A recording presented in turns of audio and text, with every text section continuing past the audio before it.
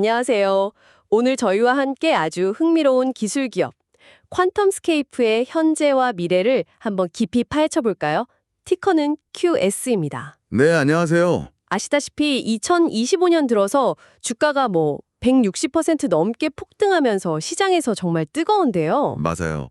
관심이 엄청나죠. 그래서 이게 과연 계속 갈 만한 이유가 있는 건지 아니면 뭐랄까 좀 단기적인 거품은 아닐지 궁금해하시는 분들이 많을 것 같아요. 네, 충분히 그럴 수 있습니다. 오늘 이 시간에는 퀀텀스케이프의 기술적인 혁신 가능성, 그리고 또 중요한 파트너십의 의미를 좀 심층적으로 들여다보면서요. 이 기업의 진짜 가치를 한번 가늠해 보겠습니다. 좋습니다. 자, 그럼 바로 시작해 볼까요? 네, 그 퀀텀스케이프는 정말 한마디로 말하면 전기차 2위 시장의 판도를 바꿀 수도 있는 그런 잠재력을 가진 회사라고 볼 수 있습니다. 게임 체인저업에 될 수 있다. 이런 말씀이시죠. 그렇죠. 바로 전고체 리튬 메탈 배터리라는 차세대 기술 때문인데요. 이제 뭐냐면 네. 배터리 안에 이온이 막 이종하잖아요. 그 통로 역할을 하는 전해질이 원래 액체인데 이걸 고체로 만든 거예요. 아, 액체 대신 고체로. 그게 핵심이군요. 근데 이론적으로 이게 성공하면 지금 쓰는 리튬 이온 배터리보다 크게 5가지가 좋아질 수 있다고 봐요. 에너지 밀도, 그러니까 더 멀리 갈 수 있게 되고요. 주행거리 중요하죠. 그리고 충전 속도 훨씬 빨라지고요. 안전성, 이게 또 중요하죠. 화재 위험 같은 거요. 아, 안전성. 네. 수명도 더 길어지고 잘하면 비용 효율성까지 개선하는 걸 목표로 하고 있습니다. 와, 정말 다 잡겠다는 거네요. 그래서 궁극의 배터리다, 배터리 기술의 성배다 이런 말까지 나오는 거죠. 그렇군요. 정말 기대가 큰 기술이네요. 그럼 첫 번째로 주목할 부분, 바로 그 폭스바겐 그룹과의 관계를 좀 짚어보죠. 네, 폭스바겐. 그중에서도 배터리 전문 자회사인 파워코와 관계가 최근에 더 깊어졌다는 소식이 있었어요. 원래도 협력하고 있었는데 이번엔 좀 다른가요? 맞습니다.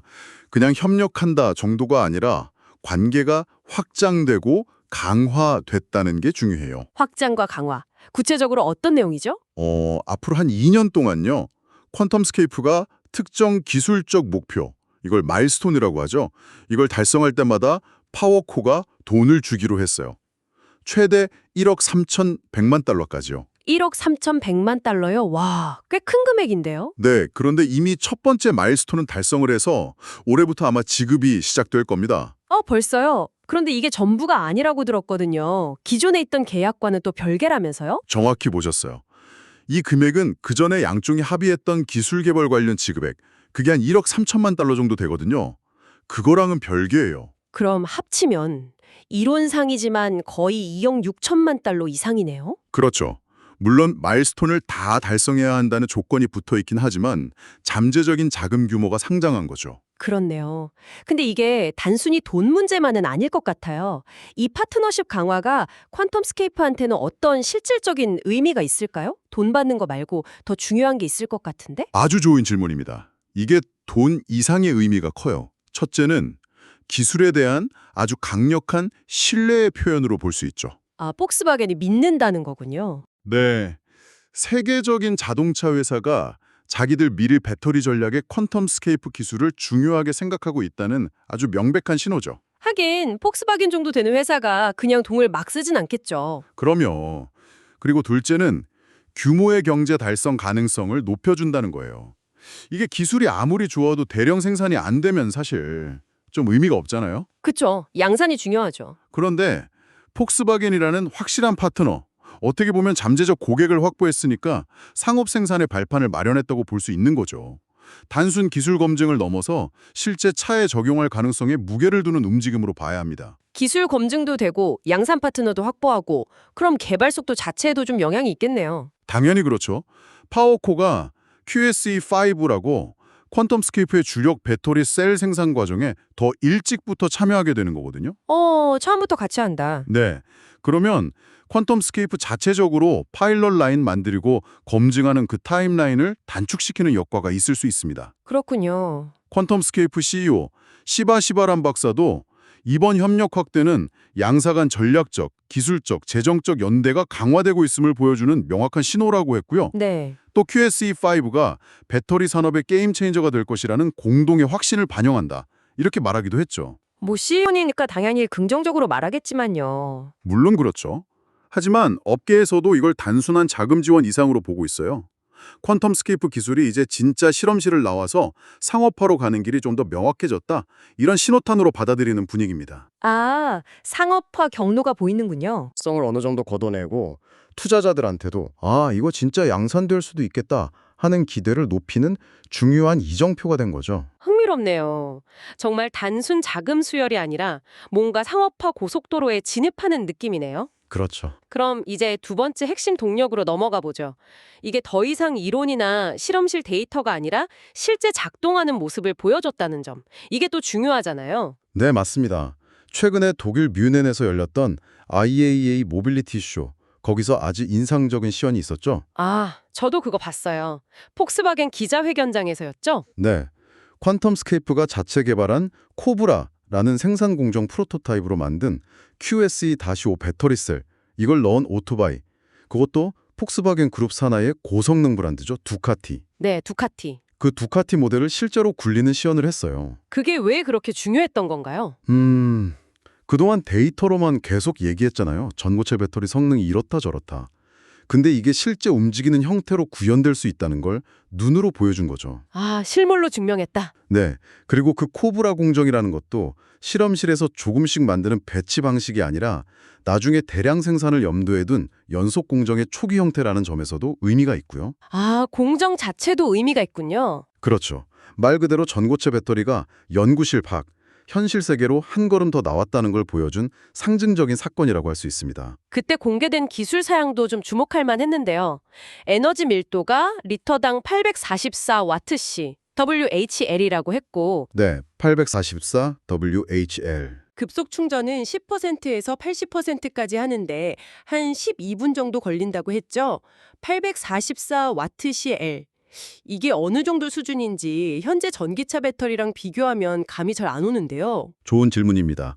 지금 전기차에 주로 쓰는 리튬이온 배터리 에너지 밀도가 기술 방식이나 화학 구성 따라 좀 다르긴 한데 대략 리터당 한 250와트셀에서 좀 좋은 거는 700와트실 정도 범위거든요. 아, 250에서 700 정도? 네, 그런데 844와트셀은 이 범위를 확실히 뛰어넘는 거죠. 훨씬 높네요. 그렇죠.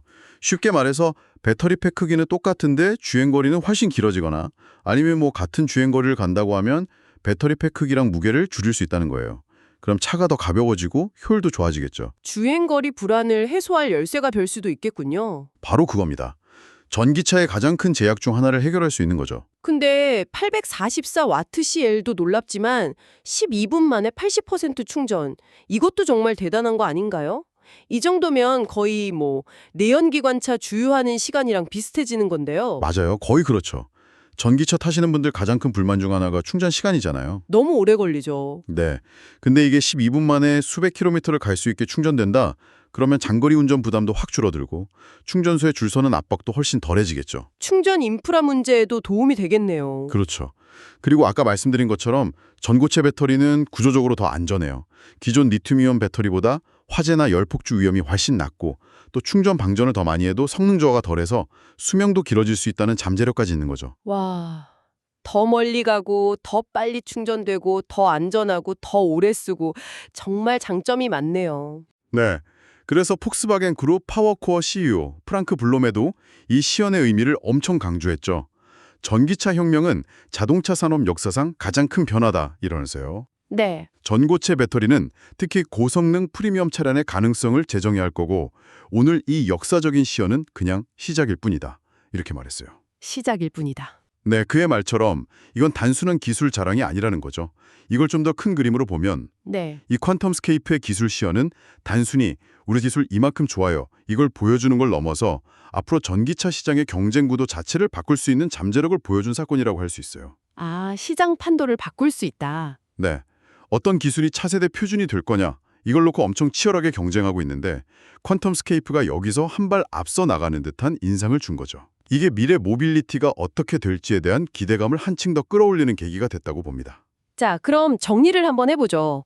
폭스바겐 그룹과의 파트너십 강화, 이걸로 기술 신뢰도랑 상업화 가능성을 높였고 네. 또 실제 기술 시연을 통해서 이게 실험실 밖, 현실에서도 가능하다는 걸 보여줬어요. 그렇죠. 역시 퀀텀스케이프의 가장 큰 매력은 이 기술이 만약에 성공적으로 상용화된다면 전기차 산업 전체를 그냥 뒤바꿔버릴 수 있는 엄청난 파괴력, 여기에 있는 것 같나요? 맞습니다. 잠재력이 어마어마하죠. 자, 그럼 이 모든 정보가 우리에게, 그리고 듣고 계신 여러분께는 어떤 의미일까요? 투자 관점에서 보면 이게 참 흥미로운 지점인데요. 주가가 이미 많이 오른 상태라 좀 부담스러울 수는 있어요. 하지만 네, 그게 걱정이죠. 정말 만약에 퀀텀스케이프가 다른 경쟁사들보다 먼저 그리고 성공적으로 이 전고체 배터리 대량 생산의 문을 열어젖힌다. 그러면 지금 주가 오른 건 어쩌면 시작에 불과할 수도 있다는 거죠. 시작일 수도 있다. 네, 아직 본격적인 매출이 나오는 단계는 아니잖아요. 그리고 특히 그 파워코어와의 협력이 가져올 시너지 효과는 이제 막 눈에 보이기 시작했을 가능성이 높거든요. 그래서 장기적인 성장 잠재력은 여전히 매우 크다, 이렇게 평가할 수 있습니다. 하지만 장밋빛 전망만 있는 건 아닐 텐데요. 특히 배터리 기술처럼 엄청난 기술력이랑 또 돈이 많이 들어가는 분야는 예상 못한 어려움이 많지 않습니까? 당연하죠. 퀀텀스케이프가 넘어야 할 구체적인 허들 어떤 게 있을까요? 물론입니다. 이 점을 절대로 잊으면 안 돼요. 퀀텀스케이프는 여전히 불확실성이 아주 높은, 그러니까 고위험 투자 대상이에요. 고위험. 가장 큰 허들은 역시 대량 생산입니다. 실험실에서 성능 좋게 나오는 거랑 이걸 공장에서 싸고 불량 없이 많이 만들어내는 건 완전히 다른 문제거든요. 수율 문제, 비용 문제 쉽지 않겠네요. 네, 이 과정에서 예상 못한 기술적인 문제나 생산 지연 같은 게 얼마든지 생길 수 있고요. 또 토요타 같은 다른 경쟁사들도 전고체 배터리 개발 엄청 열심히 하고 있잖아요. 경쟁도 치열하죠. 그렇죠. 경쟁 환경도 만만치 않아요. 누가 먼저 안정적인 성능에다가 가격 경쟁력까지 갖춘 제품을 내놓느냐?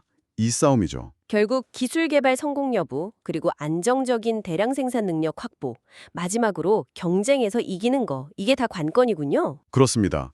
그래서 퀀텀스케이프 같은 회사에 주목할 때는 그 잠재적인 대박 가능성 뒤에 숨어있는 쪽박의 위험도 반드시 같이 생각해야 합니다. 하이 리스크 하이 리턴이네요. 뜻 그렇죠. 이런 유형의 투자는 변동성이 엄청 크기 때문에 전체 투자 포트폴리오 안에서 내가 감당할 수 있는 위험 수준을 잘 생각해서 아주 신중하게 비중을 조절하는 접근이 꼭 필요합니다. 네, 신중한 접근이 중요하겠군요. 그래서 여기서 중요한 질문은 이겁니다. 여러분께서는 퀀텀스케이프가 보여주는 이 엄청난 기회, 그리고 그만큼 높은 리스크 사이에서 어떤 균형점을 찾으시겠어요? 그리고 이런 혁신 기술 투자가 본인의 장기적인 투자 철학이나 목표와는 또 어떻게 맞는 건지 한번 깊이 고민해 보실 필요가 있습니다. 네, 오늘은 퀀텀스케이프를 둘러싼 기대와 현실을 정말 깊이 있게 살펴봤습니다. 강력한 파트너십을 통한 신뢰 확보, 또 현실로 다가오는 혁신 기술의 증명, 그리고 이것이 가져올 수 있는 엄청난 잠재력과 동시에 우리가 꼭 알아야 할 높은 수준의 리스크까지 오늘 저희 분석이 여러분의 판단에 조금이나마 도움이 되었기를 바랍니다. 함께 해주셔서 감사합니다. 네, 저도 감사했습니다. 마지막으로 여러분께 좀 흥미로운 질문 하나 던지면서 마무리할까 하는데요. 오, 어떤 질문인가요? 만약에요, 퀀텀스케이프의 전고체 배터리 기술이 정말 성공적으로 상용화돼서 전기차 시장을 혁신한다면 그 파급 효과가 과연 자동차 산업에만 머무를까요? 다른 분야에도 영향이 있을 수 있다. 그렇죠. 지금보다 훨씬 가볍고 오래가고 안전하고 또 엄청 빠르게 충전되는 배터리가 있다면 예를 들어 항공우주산업이라든지 아니면 요즘 얘기 많이 나오는 도심 항공 모빌리티, UAM 있잖아요. 네, UAM. 혹은 재생에너지 저장하는 대규모 에너지 저장 장치, ESS 분야에는 또 어떤 변화를 가져올 수 있을까요? 와, 생각해보니 정말 쓸 것이 많겠네요. 네, 이 혁신적인 배터리가 우리 사회와 삶의 다른 영역들을 또 어떻게 바꿀 수 있을지 한번 상상해 보시는 것도 미래를 준비하는 또 다른 재미있는 방법이 될 것 같습니다. 정말 생각해볼 만한 질문이네요. 미래 기술의 가능성은 언제나 흥미롭습니다. 다음 심층 분석에서도 여러분께 유익한 정보와 깊이 있는 통찰을 전해드릴 수 있도록 노력하겠습니다. 고맙습니다.